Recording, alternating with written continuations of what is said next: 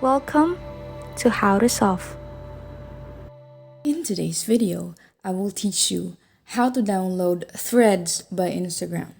So if you are on Instagram, you might be interested in this new Threads app by Instagram. So it's just the same, the creator is just the same with Facebook and Instagram. So the question is how to download that app.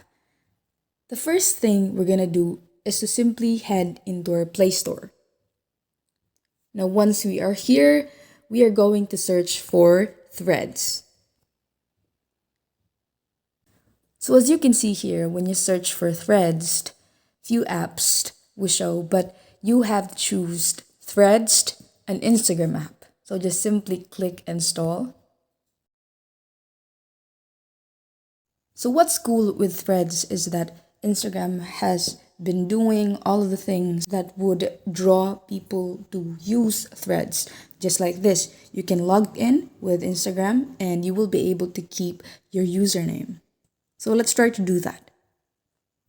You can also add a bio and you can also add links like your link from Facebook or Twitter or any other apps. So let's skip that. You can also choose your privacy, whether to make your profile public or private. And that's just it. Please like and subscribe for more content. We'll see you in the next one.